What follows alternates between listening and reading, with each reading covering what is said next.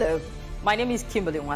I'm the host of Hard Facts, and I bring you the biggest stories driving conversation every weekday here on 95.1 Nigeria Info Hard Fact Show. I love to get your opinion and conjectures, but the facts you cannot dispute here on Hard Facts.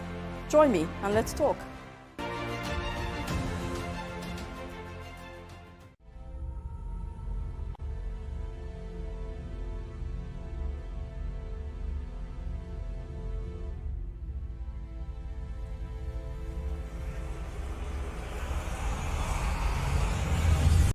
This is Nigeria Info. Now, we welcome you to the intensity of Hard Facts. My name is Kimberly Nwachukwu. Call me Kim, the Oracle, the Digital Oracle OTF Fellow, Madam Speaker, and I'll say yes to them all.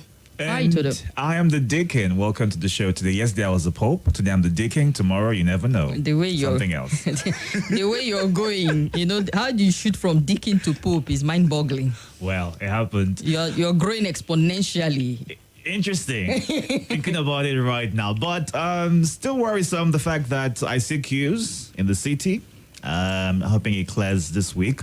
Of course, it's important that we just hope for the best. And another point of note is the fact that people drive really interestingly in the city. The lines on the roads, right? They're marked for a reason. And it's for you to stay in them, not in between them. But you see people just driving haphazardly and you're worried as to how they even got their driver's license in the first place. But Indeed. we all need to be careful. Well, you are right. For those who are saying you already heard, did you speak at any point, Dr. Majid? They said they heard him laugh. Well, you're correct. I was the one laughing. No, someone said we already heard him laugh. They know his laugh, so. Dr. Majid, you have to be careful. They know your laughter. I have to be very careful. Well, we have Dr. Majid Dairu with us here in the studio, researcher, columnist, and the tech team lead of Luke Stera Leadership Foundation with us here in the studio. Officially, you're welcome. Thank you very much. Hope they didn't hear me drinking water. Well, you can be sure about that. that. They can see you doing that because we're live on YouTube, we're live on Facebook at Nigeria Info ABJ. So you can check us out on YouTube at Nigeria Info ABJ and Facebook at Nigeria Info ABJ. For the next, I think, 15 minutes, we'll be streaming live as we review some of the big stories driving conversation today. And, interesting position coming from the court about the NBC. The court bars NBC for imposing fines on broadcast stations, which is, I wonder how they're going to resolve this one because you have the NBC code and the penalty spelled out. However, a federal high court in Abuja has barred the National Broadcasting Commission from imposing fines on broadcast stations. In a ruling Wednesday, James Omotosho, the presiding judge, said the NBC does not have judicial power to impose penalties.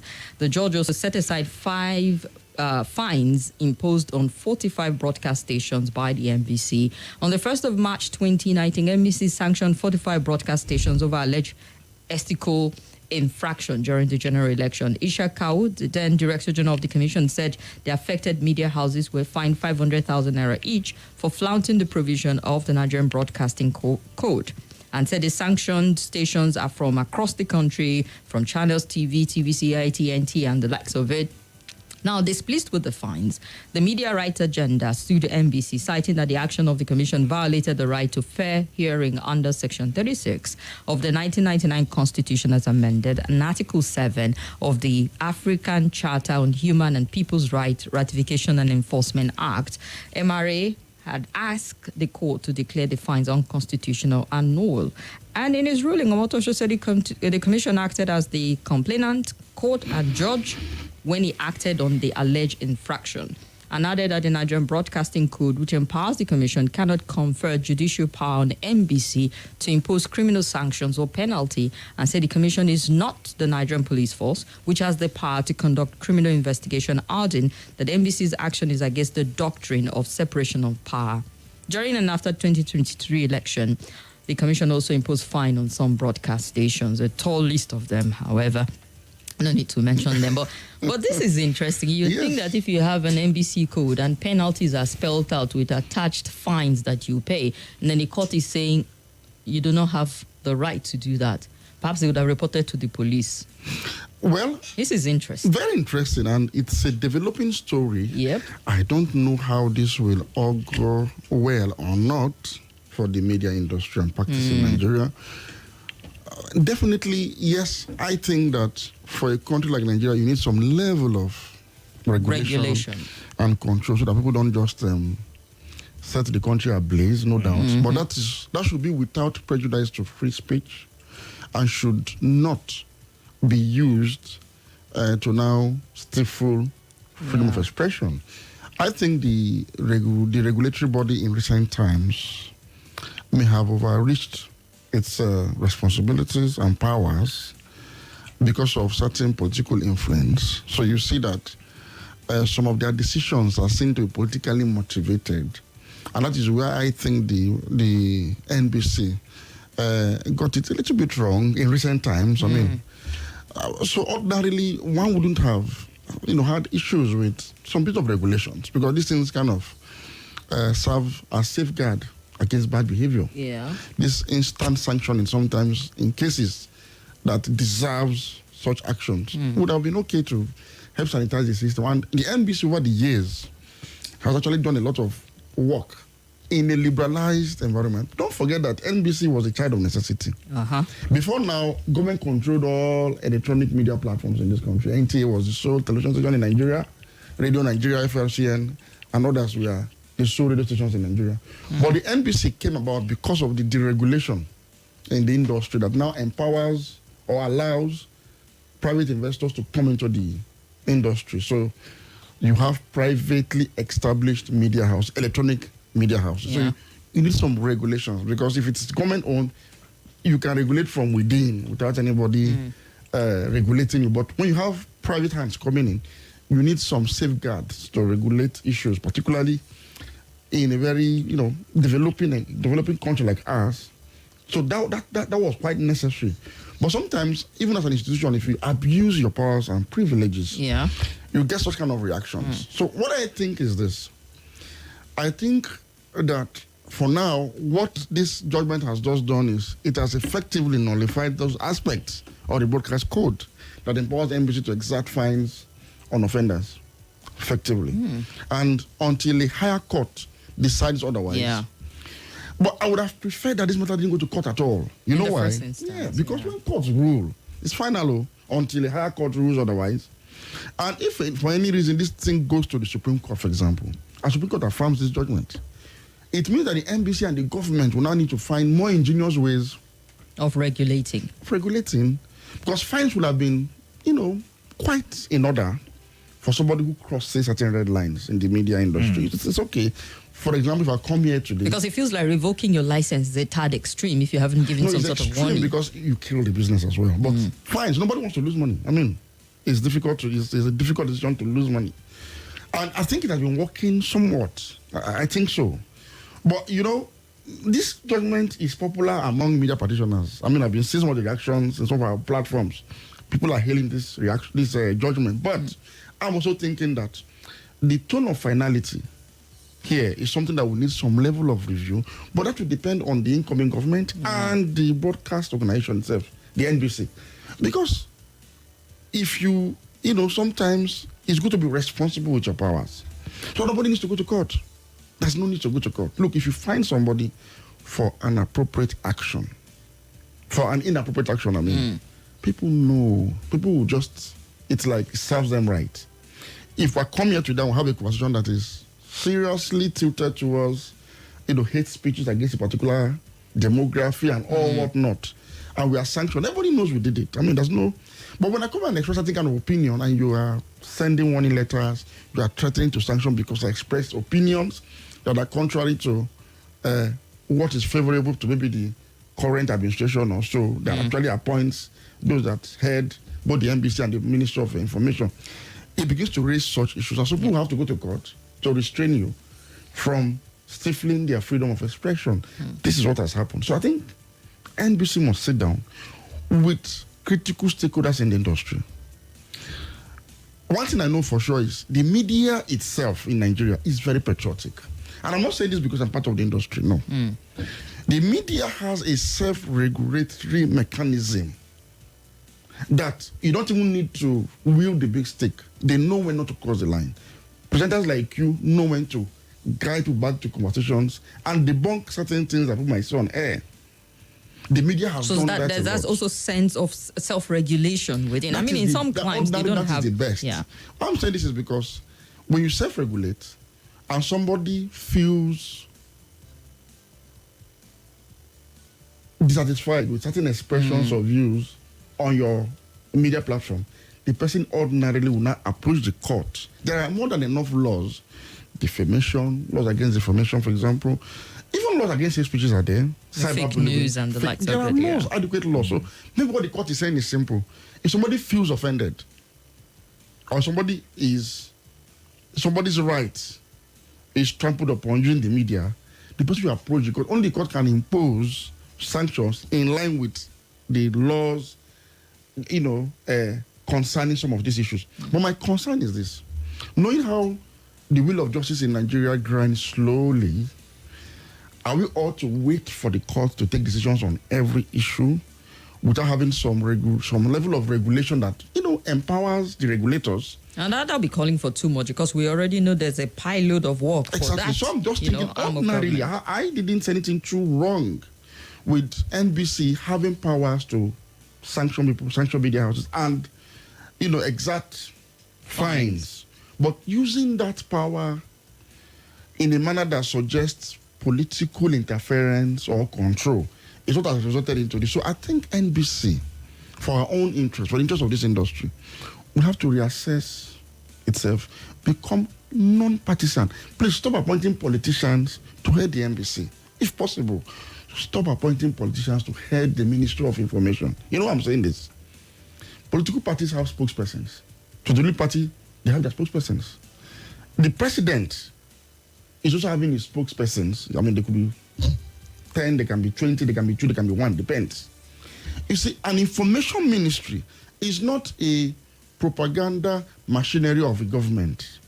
It is to inform the people, including activities of government that are good, that are bad, that are ugly. It's like their duties to the citizens. So their own duty is not to defend the government and project the government. No, it is to defend the interest of Nigeria at all times. The only thing is, because they are government-owned, they also have a duty to showcase the best of Nigeria in terms of culture, bring about programs, news, and documentary that instill in Nigerians a sense of Nigerianness, as well as project certain parts of our image overseas. For example, the NTA is supposed to have an international arm, like the Al Jazeera of Qatar, like Press TV of Iran, like BBC of Britain, that tells the Nigerian story overseas, that, tend to bring out our own side of the story of what is inherently good in us overseas. But when it comes to local broadcasting, please say it as it is. I watch SABC all the time. SABC is state-owned. It does not spare the government or the ruling party at all. It's like that's their own guiding philosophy. They are reporting to the people. So if the government is making certain mistakes, if they're not living up to the expectation, SABC exposes it accordingly. Recently, they had crisis in the energy sector, power failure and all of that. SABC is running a continuous story on rolling blackout. If you tune to SABC now, they are on this story, putting pressure on the government to do the needful. That is what Information Ministry and all the agencies under the Information Ministry are supposed to be. Yeah, that's what they're supposed to be doing, really. But over the years, we've turned them to propaganda arm of the government. And the NBC, unfortunately, sort of may have become government's own tool to whittle down freedom of information and freedom of the press and stifle the civic space because of political reasons. So I think NBC needs to now use opportunity as a soul-searching moment, because this is one critical power that has been taken from them temporarily. If I come here now and abuse somebody's father, no, we will still not allow you, because we do self-regulation. So and you did say politicians for NBC. I'm not aware of a politician having headed the NBC before. Okay, Ministry of Information, yes, but not a politician. You talked about the former DG of NBC, Modibo Kawu. He was an active politician. He's a member of the APC. Okay. An active one. So, these are and that is when we started noticing some of these tendencies, So this is not to say that he didn't do his job well. I'm just saying, look, when you appoint politicians to certain positions, the actions can be misinterpreted. Let's run for a break. Let's run for a break. Tell you, I don't want to wait. This is Nigeria Info.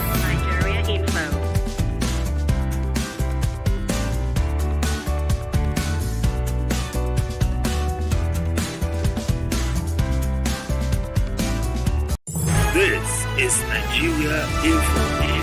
Nigeria Info.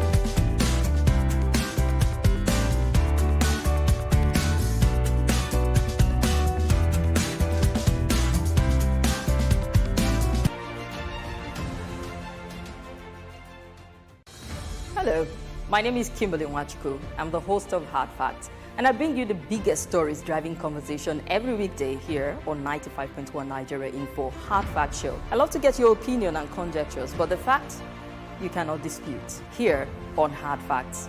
Join me and let's talk.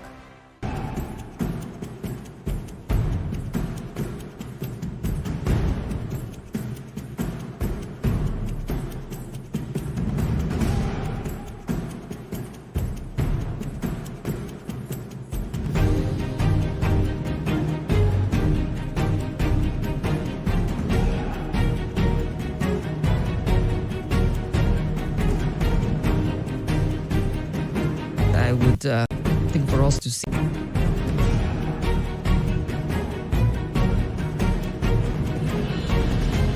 This is Nigeria Info. I do, because You think there's that heightened sense of responsibility for that to happen? Yes, I do.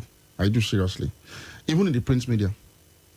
Nigerian media has come a long way. Long way.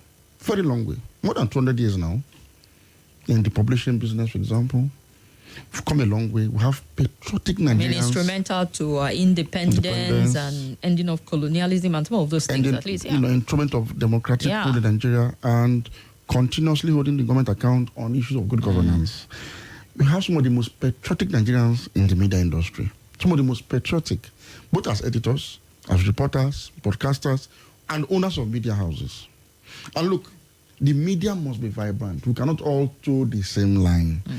We've seen incidences of extreme over-regulation to the point that it might stifle the environment and undermine free speech. And most importantly, too, this is coming even at the right time, because we need to have this conversation. Yeah. This topic is coming at the right time.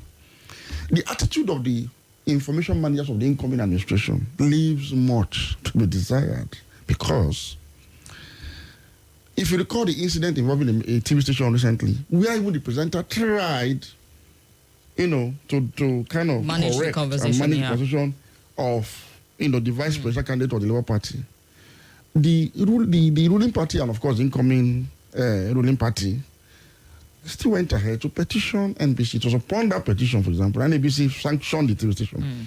Now, if, for example, we are seeing this level of intolerance on the part of information managers of the incoming administration that might also man some of these positions, then this is timely, because there's a tendency that they may want to use this same instrumentality to continue to stifle the press and media freedom in this country.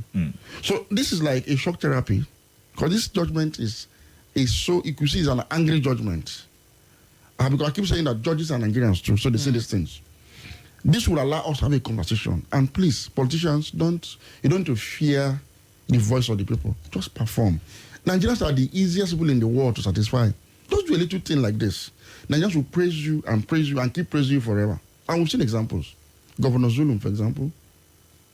Governor Fashola, when he was governor. A lot of public officers, once they just do a little thing, just a little improvement in governance, you see everybody just jubilating. They practically venerate them. So Nigerians are that easy to please. We're not very critical people. So all you need to do is just deliver good governance. You have to fear people's voices. But if you don't, people must speak out, because that is the only way they can draw attention to their frustrations. And if you stifle our voices, people will now begin to resort to alternative means. That is the danger. So I think a free press, freedom of media engagement, is in the interest of all of us, including the politicians and those of us that are presiding over our affairs. I think it's in our interest. All right, we'll see how this pans out. This is our industry, so we'll definitely be following up and see how it plays out. Let's look at some comment and move on to the next story. I know we have quite a number of them building already. Yes, I'm going straight to what's happening on the YouTube platform right now. Wina Ethelbert says, yay, Dr. Majid is here. And of course, Ibrahim Hajar as the first person, as always, with all the emojis. Gideon Akintade says, welcome to Hard Facts. Dr. Majid, you're highly welcome.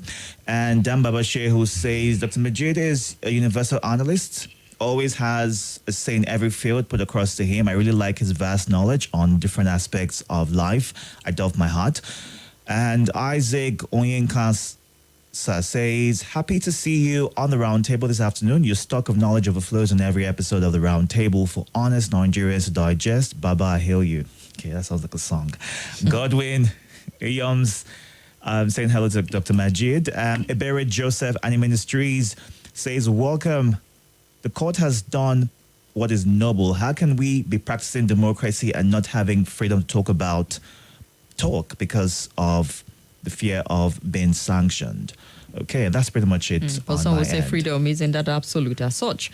That is. Adogli says, okay, Ada is listening calmly to Majid, is on Facebook. Ogunlade Taiwo Johnson is listening all the way from Dubai. That's Pastor TJ from Dubai. Osita Prince is also listening to us from Kubwa. And just acknowledging that they'll see us and they hear us. We'll take just about 4 from WhatsApp and get to the next story. All right. The sanctions seem to be killing the broadcast industry with overregulation. Stations can't even say the truth for fear of fines. Look at what happened at Adamawa State, the Raji, making that pronouncement on a TV station and not getting fined for it. That's from Mr. Waf. And Oludadi Abiodun says, I totally disagree with your guest on self-regulatory or regulation. Not all media firms that do things the way Nigerian Info does theirs. If you're listening to some media outfits, you'll be disappointed with their conduct. In fact, some of them supervise hate speech and fake news. And Tokwe says, yes, there should be regulation and checks, but the embassy might go overboard in some cases. The same embassy leaves Big Brother to air unchecked. I knew the sanction on some TV stations was going to raise a lot of dust. Some politicians and government officials have made questionable statements in media quarters pro-ruling party in government, and nothing was done. Okay. And I think that's pretty much it. Yeah. That's good. Okay, let's catch up with what the president-elect is about. Yeah, so reports have it that the president-elect has headed to Europe, now 18 days to the inauguration. In a statement on Wednesday, Rahman said the incoming president left Abuja on Wednesday afternoon with some of his key aides. Now, Tunde Rahman is Tinubu's media aide. And the trip will reduce unnecessary pressure and distractions on the president-elect ahead of the May 29th inauguration. And he'll use the opportunity of the trip to fine-tune his transition plans and programs and his policy options with some of his key aides without unnecessary pressures and distractions. And he also went on to state that Asiwaju Tinubu hopes to convince them of Nigeria's readiness to do business with Nigeria under his leadership through mutually beneficial partnerships premised on job creation and skills acquisition. The president-elect has hitherto promised to hit the ground running, and the visit is reflective of his commitment to the promise, as he has already begun talks with global actors in the important areas of the economy and security. Now, Tinubu returned to the country barely 2 weeks ago after spending about a month overseas. And in his absence, there were rumors that he was treating an undisclosed ailment, but he denied this, saying that he was fit for the job that he was elected to do. Now, 18 days to the inauguration, May 29th, which is what a lot of people are looking forward to. We've seen another trip happening. And there's a bit of a worry because right now you would assume that plans are in place already. You should be in the country to follow up on those plans and not be out of the country. But then again, the crowd, the lobbying which he spoke about might be overwhelming him. And he's trying to focus on the job ahead because Nigeria has got so many things wrong with it. And he has constantly spoken about his plans to change what we are already used to and work on what our goals and, dreams are for the country. But this trip right now is raising concerns as to, is this what we're going to keep experiencing once he comes into power? Because we saw what happened in the last 8 years with the president. And I'm also curious, does he have that authority to start all of this kind of trip? Like, I know it's the president-elect, but he's not been sworn in. So you also want to know that, because if you're saying you're meeting with investors, is it well within the right, because you still have a president who should be meeting with investors. So two people are meeting with investors on behalf of Nigeria at the same time. It's curious. I think I should be asking you. I think I should be listening to you guys because you've done the analysis already. No, we're asking you a question, Dr. Maji. You're the researcher. Thoroughly. I'm so enjoying the question in the form of analysis from both of you that I just feel like sitting back and enjoying it all through. Honestly, it is something that is quite worrying to a lot of Nigerians. You can't even overstate that. For someone like me, I have tried to be in honeymoon mode with the incoming administration. I'm not one of those analysts that you see denouncing the election, for example, or condemning every of the actions of the incoming administration. No, I don't. I just feel, look, let's allow them benefit of doubt. Benefit of doubt. So that we focus on the issues. When issues start, we need to intervene, we intervene. But sometimes we may not be doing justice to issues of national importance if we decide to treat this particular piece of very disturbing news with a token of being in a honeymoon mode with the incoming administration as a public analyst. I think I'm worried, and I think I'm not happy about this. Mr. President-elect came back, I think just barely, is it 2 weeks now, after the Ramadan, after Salah, as a matter of fact, and he's going out again. Somebody is saying that he's going to meet foreign investors, trying to move away from the pressures of whatever. This is a job you signed onto. You worked hard. You went around this country. You said it was your turn to be president. And Nigerians have voted for you. And you are now going overseas to avoid the pressure that comes with the office. Did you not know that the pressure that you're facing now is going to come with the office? And what pressures, if I may ask? Now, talking about foreign investors, you don't have a cabinet. So who are you meeting with? In what capacity? What are you going to be discussing? So these things are really, really, really worrying. This penchant for overseas trips by our leaders is something that is becoming very, very ridiculous. It's becoming a thing of shame, as a matter of fact. As president-elect of a country like Nigeria, with all the problems we're going to inherit, you should be sitting down here and consulting, meeting with different interest groups, trying to understand the reality you're going to be faced with come May 29th, in preparation to hit the ground running. What we should be seeing now, 18 days to inauguration, right?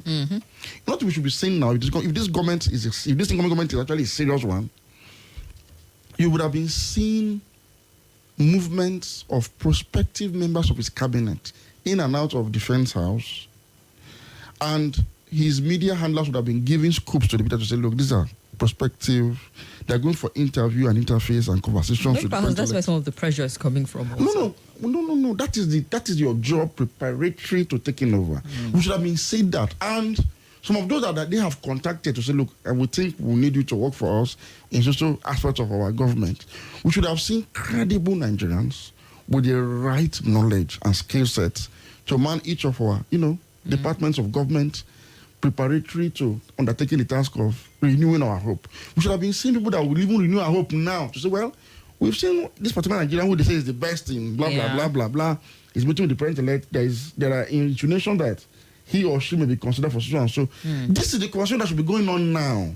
So that when I come here, for example, for my analysis, you'd have been asking me that we saw so person going into Defense House, and there are insinuations out there that the person may be considered for particular ministry. Then we're analyzing the person's credentials, his CV, his capacity, and certain agenda for where the person is.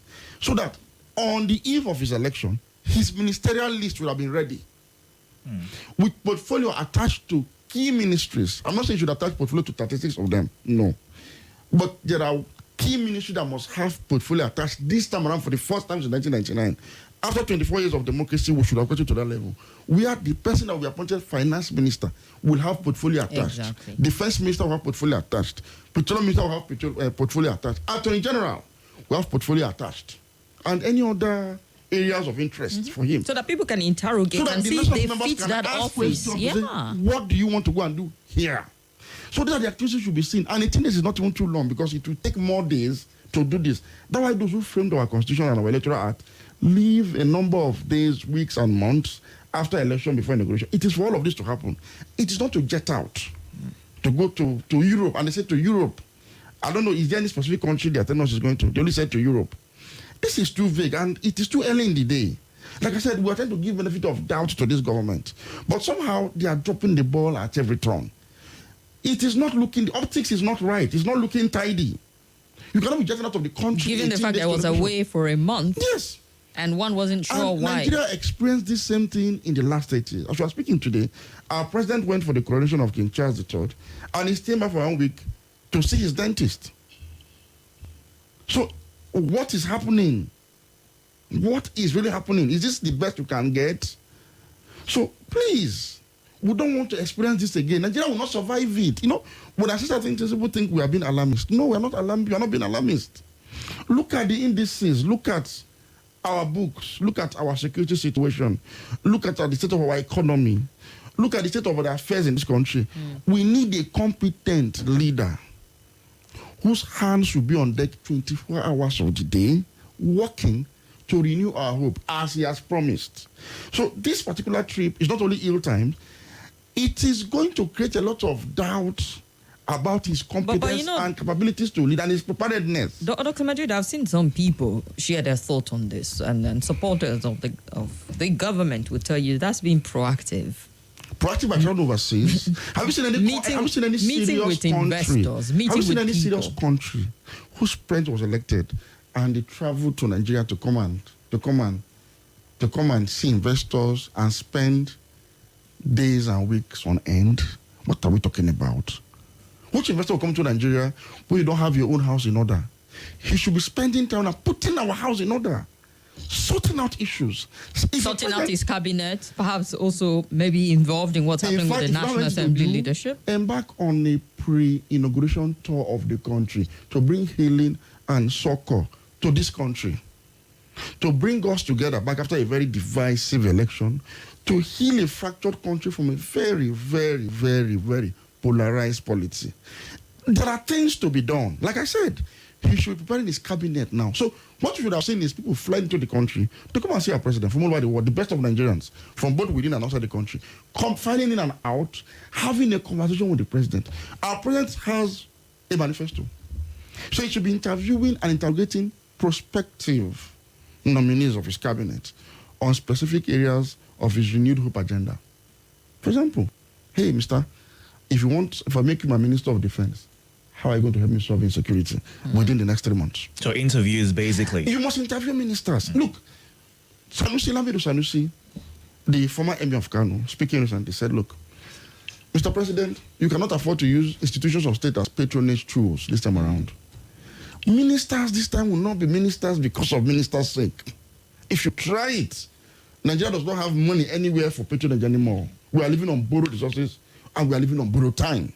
So you need people that can come and create wealth. So you need the best of Nigerians at this time. And I'm happy that the APC campaign was well-oiled financially. So I think everybody has been settled in this campaign. So, Mr. President, nothing should shackle you down to incompetence on the altar of patronage. So bring in the best people from where they can be found in this country or outside of this country to come and man key institutions of government so that this your hope, this hope you promised us you want to renew, can indeed be renewed. Look, the situation is bad, and I think the establishment are not paying attention to what is happening. The last election showed something clearly. It was a battle. It was an electoral battle between the establishment and the anti-establishment in Nigeria. In 2015, for example, it was a battle between establishment and establishment. Even though President Muhammadu Buhari then was seen as a little bit of an outsider to the establishment, but establishment forces split into two, and one set rallied around him to displace the other. That happened in 2015. But in 2023, it was purely anti-establishment forces on one hand versus establishment forces on the other hand. As represented by Asiwaju Bola Tinubu of APC, Atiku Abubakar of the PDP. Yeah. Somehow, the establishment managed to hold on to power by a hair's breadth. And we saw a surge in anti-establishment movement in this country that took 12 states. You don't know how unprecedented that was. Fela attempted this when he formed the movement of the People Party in the Second Republic. He didn't fly. Chief Gani Fawemi, formed the National Conference Party to also attempt to galvanize anti-establishment forces. It didn't fly. The late, I don't know whether he's late now, sorry, Balarabe Musa, the former governor of Kaduna State, PRP leader, is late. Also, he reintroduced PRP as a means of galvanizing anti-establishment forces to take power from the center. It didn't fly.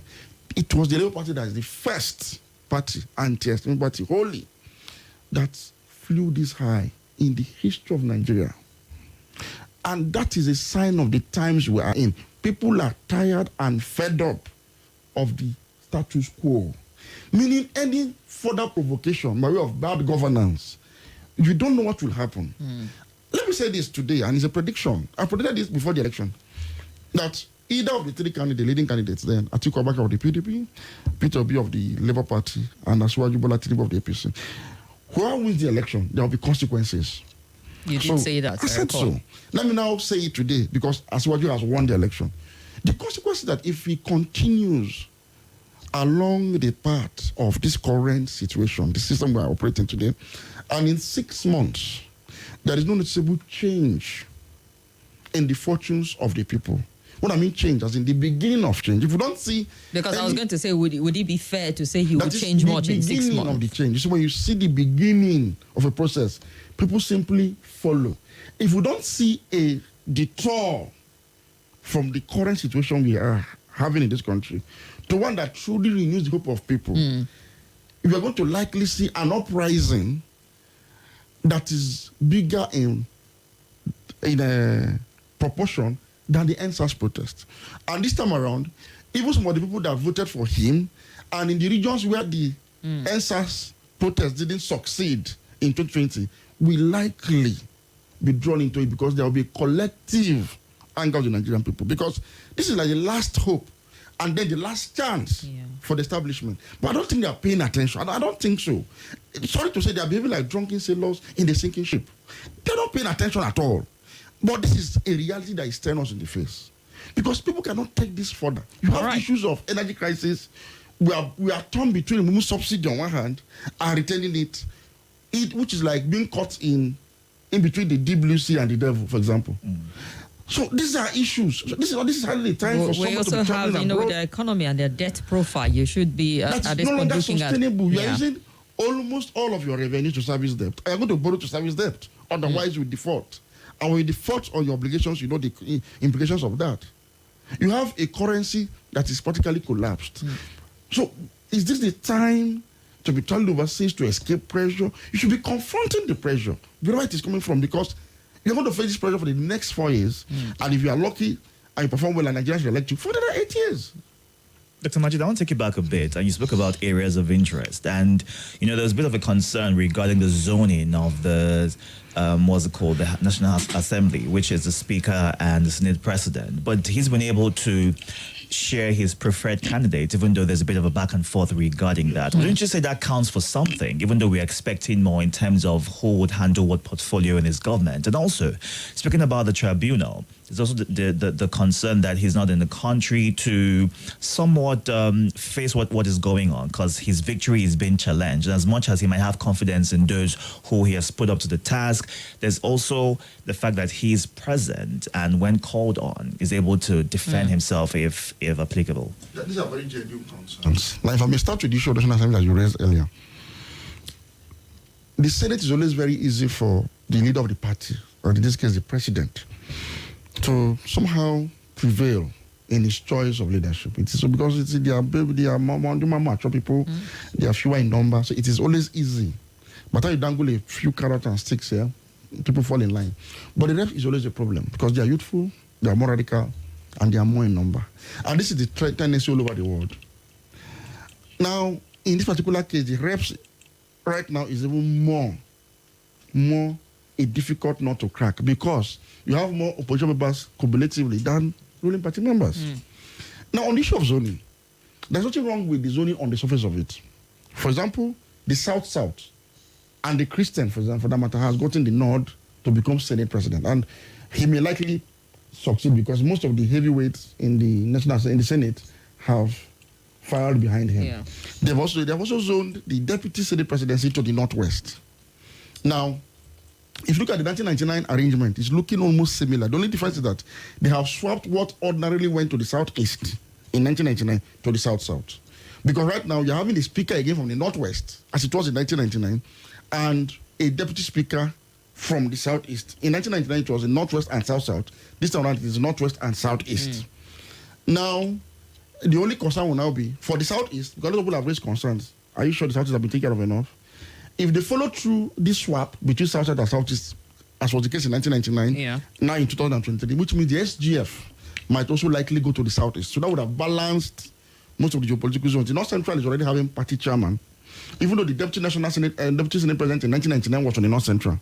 But they have a party chairman now. So maybe just to allow for more inclusion, they decided to take the Deputy Senate President to the North, because without pacifying Barau Jibrin, who is very formidable too, it would have been difficult to shift the Senate presidency to the South to create that religious balance in the government. So I'm sure that was why they used that to pacify him. Yeah. So they have done well in that aspect, but beyond this, we don't want an inclusion that will guarantee the equitable distribution of loot for Nigerian elite from across the 6 geopolitical zones.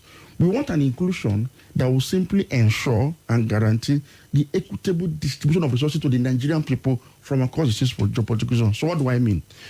In having an inclusive government vis-a-vis zoning in the National Assembly, what is even more important is to have people of integrity emerge in these positions. A situation where, for example, an Akpabio has been nominated, for example, as Senate President, and we know the myriad of cases by EFCC. As recently as a few months ago, he was even summoned by the EFCC, and he said, well, he was traveling overseas for, even though we saw him, within the system trying to campaign for his Senate presidency ambition.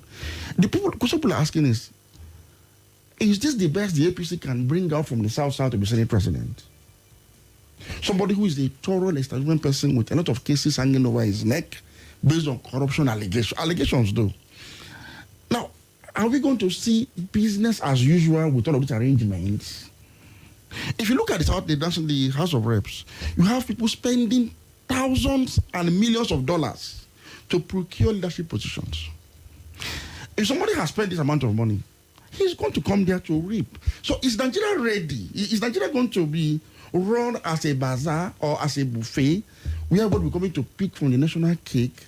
Are we thinking of baking a new national cake, having it at the back of our mind that the existing cake has been exhausted? That's why you're indebted. That's why you're borrowing to service debt. That's why you cannot remit to the liberation account anymore from NNPC. It's because your national cake is completely depleted. So are we going to continue the depletion on whose account? Can Nigeria survive 4 years of further depletion of an already depleted national cake? So that is the core question we should be asking. The quality of people that they are parading in the so-called zone arrangement, is it going to, are we really serious? Is the party aware of the challenge facing it? I don't think so. Because early enough we advised the APC to say, look, for once, make sure those are going to make your presiding officers in the National Assembly should be at least people who are not known to have allegations of corruption hanging over their neck. We saw how Mr. Godwill Akpabio ran the Ministry of Niger Delta. It is still fresh in our memories. We saw the drama. We saw somebody going there, one of his appointees going there to faint. We saw these things, and this man is going to become the presiding officer of National Assembly, which has the power to decide who gets what, when, and how, through budgeting system. Because they pass the budget, they have the power of the purse. That is the core function of the parliament. So how will it all go well for Nigeria? Are we not going to continue with business as usual with this set of people at the helm of affairs? This is the concern for me as a Nigerian and for other Nigerians. As for the inclusion, it is looking good on the surface. But an inclusion that will further impoverish us because it only guarantees equitable distribution of loot rather than equitable distribution of resources to all Nigerians is not one that is desirable. So in addition to having an inclusive government, it should have been an inclusive government of people of integrity that have the competence to truly renew our hope going forward. Well, for Nigeria, it feels like if you haven't been convicted, you're all clear. But we had someone who was convicted and through a lacuna found his way out, and it feels like it's still all clear. So you start to question what really is our standard here. In serious countries, certain allegations against you will make you step down. If you recall, there was a presiding officer in the United States of America, Speaker of the House of Reps, during the era of Clinton, who actually presided over the panel that indicted Clinton for, sexual harassment of a worker in the White House, who himself had a similar case before. Out of guilty conscience, he actually resigned as Speaker to say, look, I cannot continue because I have similar case. I've done something similar in the past. He resigned. We've seen people resigning in the U.S. Senate for cases that happened when we were in high school, that they sexually harassed somebody in high school, and then the case came up, and they resigned. Because as a public officer, you must be above board like Caesar's wife, because we are in charge of people's affairs. You hold the power of life and death of the people. So that's why the people that must man government must be people of first-class integrity, real human beings, evolving above human beings. Not people that still think at a subhuman level and think that cumulative or what do you call it, primitive accumulation of wealth is the purpose of being in government. That is what the government that is coming in is steading towards. And it will not go away for us. Nigeria can no longer survive this. Perhaps that's the interpretation of many Nigerians, given the character of people. Look, we can't survive this. In 2007, Obasanjo left an excess good account of $9.8 billion and he raised our foreign reserve to $5 billion. So there was money to share. So you could bring anybody to come into government, they will share. We don't have it anymore. All right. Let's go on a quick break and we'll be back with more. We'll get to hear from you after the break also. Stay with us. This is Nigeria Info.